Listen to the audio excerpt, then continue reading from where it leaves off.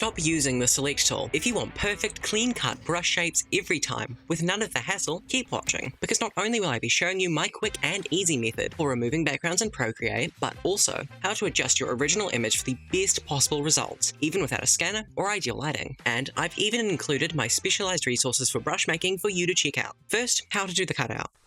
Start by importing your photo onto a square canvas. Then create a new layer, and color drop in pure white.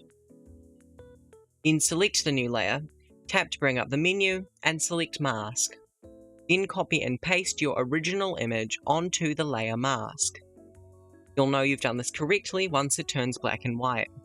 Finally, invert the mask and merge down. However, you may still notice that a lot of the paper texture still remains. Let's fix this by first making a few changes to our original image. First, let's lower the saturation of our photo to 0. We will only need to focus on changing the value and contrast. You can do this using the Curves tool. Tap to create points along the graph, which you can then move up and down to make the paper lighter and the sample darker. Let's compare this to the unedited photo. As you can see, the contrast is much higher, but we can still do better than this. So let's use the bloom effect. This will make the white parts of the paper appear to glow, which we can use to smoothen out the entire background. If you found this helpful so far, feel free to subscribe for more.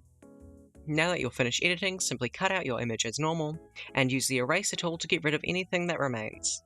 This same process can also be repeated for grain sources. However, if you'd like to skip this entirely, then you can check out my full library of brush making resources linked in the description.